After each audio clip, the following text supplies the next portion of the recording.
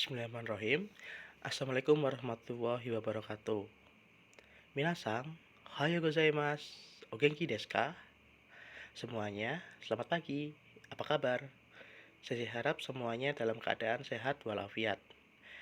Tidak lupa saya ingatkan, mari kita melaksanakan 3M setiap hari, yaitu yang pertama, mencuci tangan dengan sabun, kedua, memakai masker ketika bepergian, dan yang ketiga, menghindari keramaian. Tidak lupa, mari kita tingkatkan imunitas tubuh kita dengan memakan makanan bergizi dan berolahraga secara teratur. Hai minasang, sebelum kita mulai pembelajaran hari ini, mari kita berdoa sesuai dengan kepercayaan masing-masing.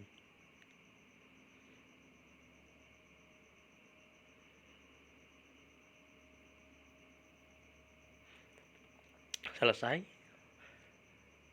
Hai minasang, sesuai dengan surat tugas mengajar yang diberikan oleh SMK Negeri 1 Ampel Gading, mulai hari ini Sensei akan menjadi instruktur bahasa Jepang kelas 12 semua jurusan di tahun ajaran 2021-2022. Maka dari itu, Sensei ucapkan selamat datang di kelas bahasa Jepang SMK Negeri 1 Ampel Gading. Mari kita bersemangat bersama-sama untuk belajar bahasa Jepang.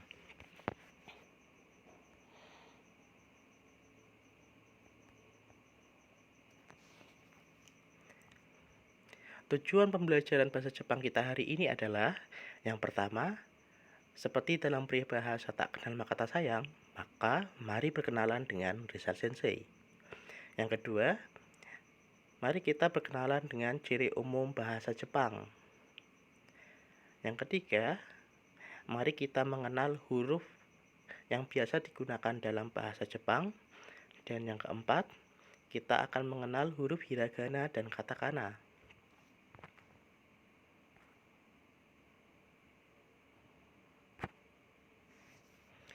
Minasang, ohayo gozaimasu.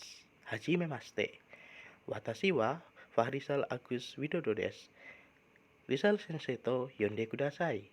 Pamalang ni sunde imasu. Watashi wa Nihongo no kyoshi desu. Toshi wa Nijuroku sai desu. Sumi wa eiga o miru koto desu. Dozo yoroshiku onegai shimasu. Semuanya, selamat pagi. Perkenalkan, saya Fahrizal Agus Widodo. Tolong panggil dengan Rizal Sensei. Saya tinggal di Pemalang. Saya adalah instruktur bahasa Jepang. Usia saya 26 tahun. Hobi saya menonton film. Minasang, mohon kerjasamanya ya.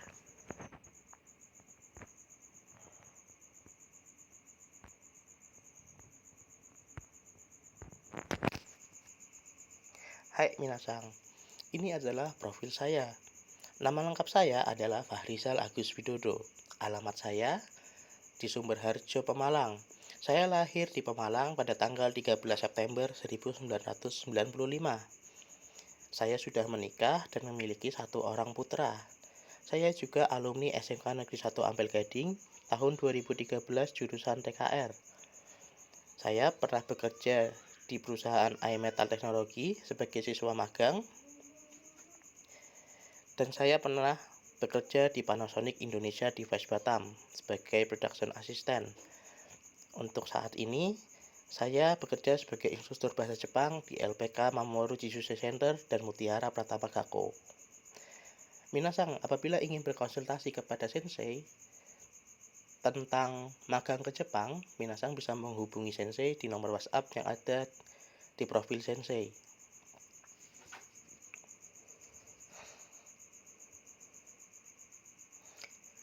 Hai minasang, mari mengenal bahasa Jepang. Ciri-ciri umum bahasa Jepang yaitu kata kerja terletak di akhir kalimat. Dalam bahasa Indonesia, susunan kalimat adalah SPOK, diawali oleh subjek, selanjutnya diikuti oleh kata kerja, lalu objek dan keterangan tempat atau waktu. Contoh kalimatnya adalah ibu memasak nasi di dapur. Sedangkan susunan pola kalimat dalam bahasa Jepang adalah SKOP. Diawali dari subjek, selanjutnya diikuti keterangan tempat atau waktu, lalu objek, dan predikat atau kata kerja. Jadi, kata kerja selalu terletak di akhir. Contoh kalimat tadi dalam bahasa Indonesia adalah ibu memasak nasi di dapur. Ibu adalah subjek. Memasak adalah kata kerja. Nasi adalah objek dan di dapur adalah keterangan tempat. Sedangkan jika diubah dalam bahasa Jepang, maka menjadi ibu di dapur nasi memasak. Ibu adalah subjek, di dapur adalah keterangan tempat, nasi adalah objek, dan memasak adalah kata kerja. Maka dari itu, dalam bahasa Jepang menjadi haha wa daidokoro de gohan o sukurimasu. Haha wa daidokoro de gohan o sukurimasu. Haha artinya adalah ibu. Wa adalah partikel yang menunjukkan subjek. Daidokoro adalah dapur. D adalah partikel yang menunjukkan tempat. Gohan adalah nasi. O adalah partikel yang menghubungkan antara kata benda dan kata kerja. Sukurimasu artinya memasak. Haha wa daidokoro de gohan o sukurimasu. Ibu memasak nasi di dapur. Lalu yang kedua, terdapat bentuk kalimat biasa atau dalam bahasa Jepang disebut sebagai futsukai dan bentuk kalimat sopan yang dalam bahasa Jepang disebut dengan keigo. Contohnya adalah semangat. Dalam bahasa Jepang, dalam bentuk futsukai atau bentuk biasa, kata semangat menjadi ganbatte. Ganbatte, tolong semangat. Bentuk sopannya adalah ganbatte kudasai. Ganbatte kudasai. Lalu yang ketiga, terdapat perubahan bentuk kata kerja, kata sifat, dan kata bantu kata kerja.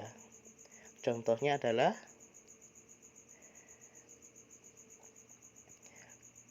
semangat. Bentuk kamusnya adalah ganbaru. Minasang bisa menemukan kata semangat di dalam kamus dengan kata gambaru. Sedangkan ganbatte adalah perubahan bentuk T dari kata gambaru. Lalu, kata yang diterangkan terletak di belakang kata yang menerangkan. Contohnya adalah mobil merah. Dalam bahasa Jepang menjadi akai kuruma, di mana akai adalah merah, kuruma adalah mobil. Akai kuruma, merah mobil. Seperti itu. Untuk poin kedua dan poin 3, kita akan mempelajarinya dalam pembelajaran bahasa Jepang lanjutan.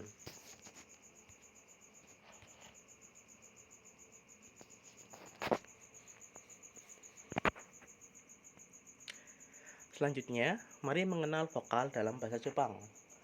Vokal dalam bahasa Jepang terdiri dari A, I, U, E, O.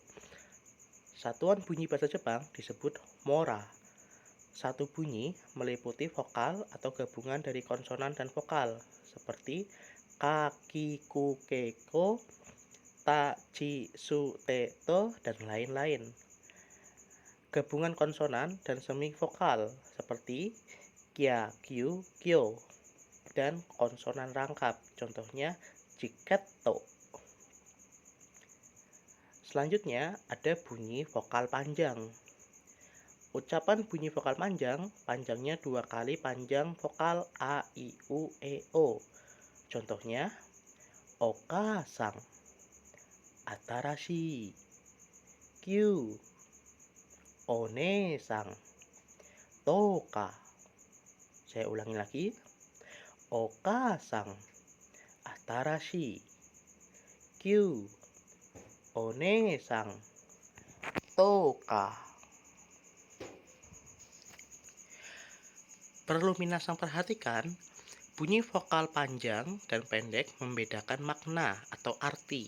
Contohnya adalah oji-sang yang artinya kakek dan oji-sang yang artinya paman.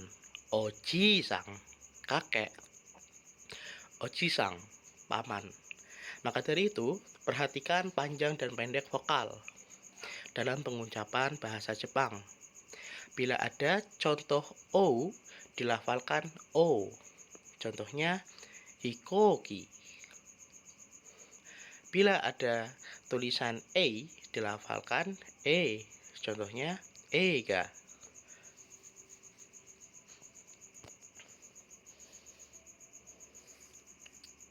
Selanjutnya, terdapat konsonan rangkap. Konsonan rangkap terdapat dalam kelompok K, T, P, dan S. Contohnya adalah check-in, shupatsu, chiketto, zashi. Dalam pengucapannya terdapat konsonan rangkap di dalamnya. Contohnya check-in, shupatsu, chiketto, zashi. Penulisan konsonan rangkap menggunakan huruf su kecil pada huruf hiragana dan katakana. Untuk contoh penulisannya bisa minasang lihat di situ pada kata zashi dan chiketto. Hai minasang, mari kita berlatih. Perhatikan perbedaan bunyi berikut ini.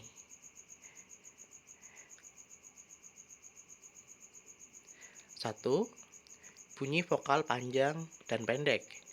Silakan minasang coba untuk mengucapkannya.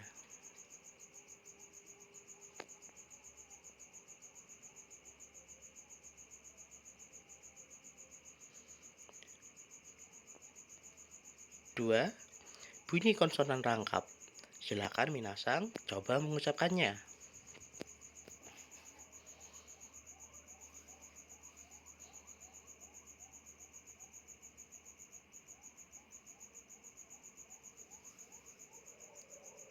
Hai minasang, ucapkanlah kata-kata berikut ini. 1. Sa, su, se, so. Untuk poin 1, sa, zashi. Silakan diulangi. Untuk poin kedua, su, shizuka, suzushi, masu. Silakan minasang ulangi. Yang ketiga, zero, senbu. Silakan minasang ulangi. Yang keempat, so, suisokukang, dozo. Silakan minasang ulangi.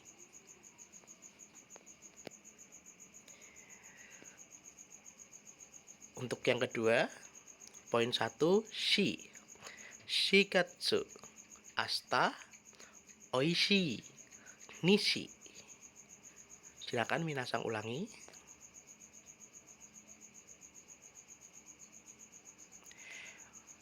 Poin 2, su, suri, suitachi, swa, getsuyobi, hatsuka, kisetsu. Silakan minasang ulangi. Poin 3, futari, futsuka, ofuku. Silakan minasang ulangi.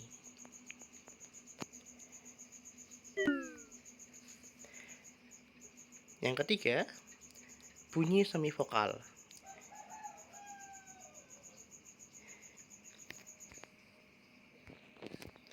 Yang ketiga, bunyi semivokal Hyaku, Okyaku, Ryoko, Shashin, Jabatte, Yubin Kyoku. Silakan minasang ulangi.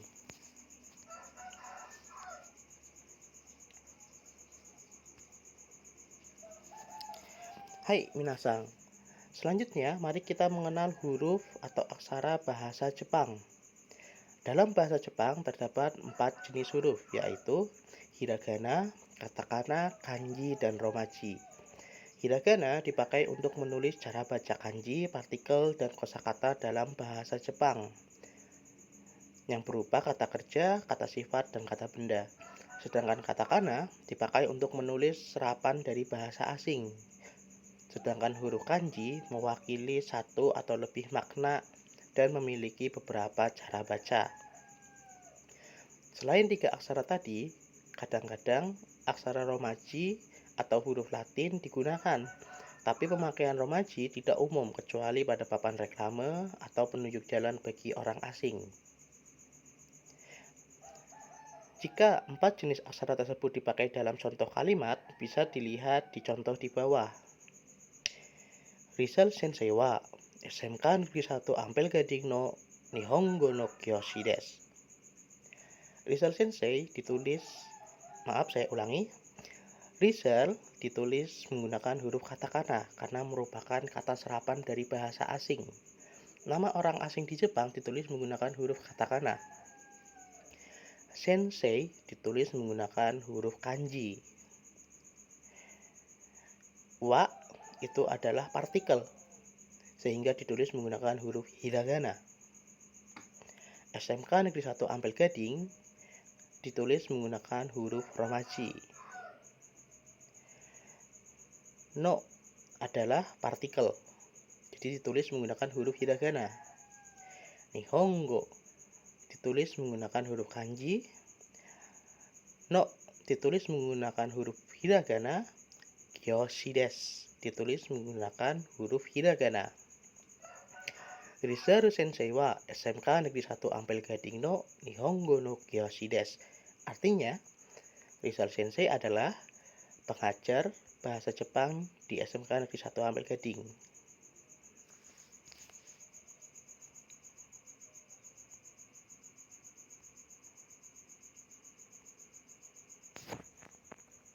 Selanjutnya, mari kita mengenal huruf hiragana dan katakana.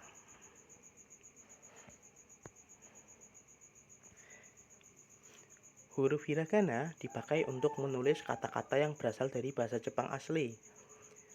Dipakai untuk menulis cara bantu untuk huruf kanji dan mengganti kata-kata dari tulisan kanji. Lalu untuk menulis partikel. Di bawah ini terdapat tabel huruf hiragana.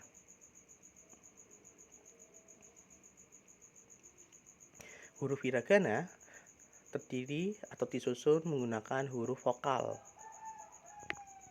Bisa minasang lihat dari sebelah kanan A, I, U, E, O. Lalu K, Ki, Ku, Ke, Ko. Sa, Shi, Su, Se, So. Ta, Chi, Su, Te, To. Na, Ni, Nu, Ne, No. Ha, Hi, Fu, He, Ho. Ma, Mi, Mu, Me, Mo. Ya, Yu, Yo. Ra, Ri, Ru, Re, Ro. Wa, O, dan N. Untuk huruf Y dan Y tidak ada.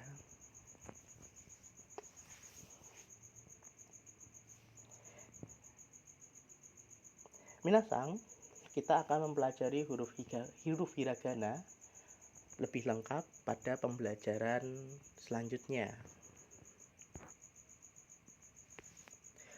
Dalam huruf hiragana, apabila ditambahkan tenten atau maru, maka huruf hiragana maupun katakana dasar akan berubah cara bacanya. Tenten itu adalah tanda petik yang ada di atas huruf hiragana, dan maru adalah tanda bulat yang ada di atas huruf hiragana atau katakana. Tanda tenten hanya bisa digunakan pada huruf K, Sa, Ta, dan H, di mana cara baca huruf tersebut akan berubah menjadi tebal.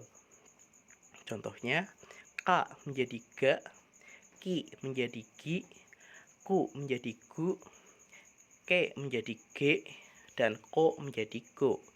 Sedangkan tanda maru hanya bisa digunakan pada huruf H. Contohnya, H menjadi Pa, Hi menjadi Pi, Fu menjadi Pu, He menjadi P, dan Ho menjadi Po.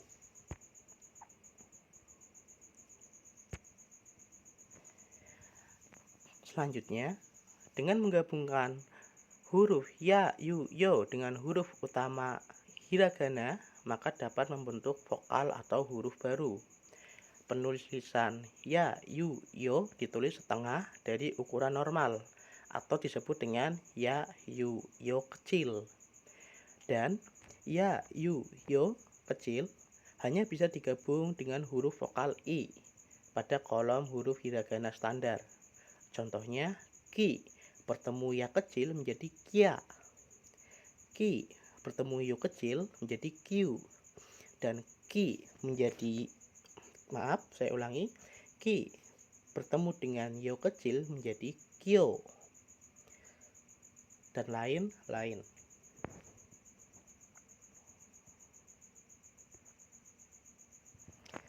Selanjutnya, mari kita mengenal huruf katakana.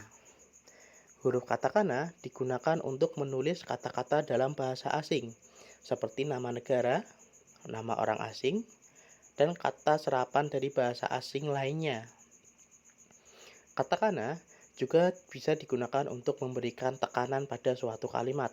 Contohnya, korega hoshi desu.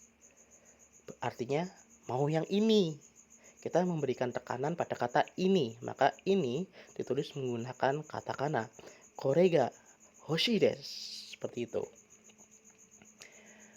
Huruf katakana sama seperti huruf hiragana, tersusun berdasarkan vokal, yaitu A, I, U, E, O, Ka, Ki, Ku, Ke, Ko, Sa, Shi, Su, Se, So, Ta, Chi, Su, Te, To, Na, Ni, Nu, Ne, No, Ha, Hi, Fu, He, Ho, Ma, Mi, Mu, Me, Mo, Ya, Yu, Hyo, Ra, Ri, Ru, Re, Ro, Wa, O, dan N. Kita akan mempelajari huruf katakana di semester 2 tahun ajaran 2021-2022.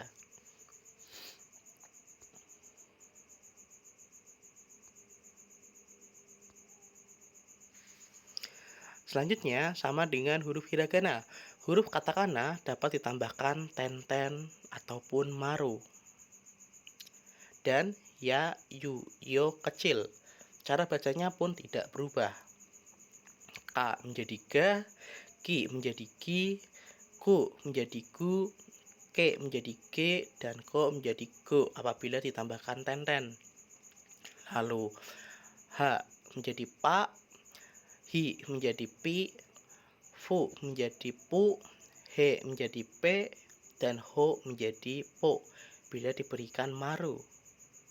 Lalu apabila huruf mi bertemu dengan ya kecil, maka menjadi mia. Mi bertemu yu kecil, maka menjadi miu, dan mi bertemu yo kecil menjadi mio. Hai minasang, kita akan mempelajari katakana lebih lanjut di semester berikutnya.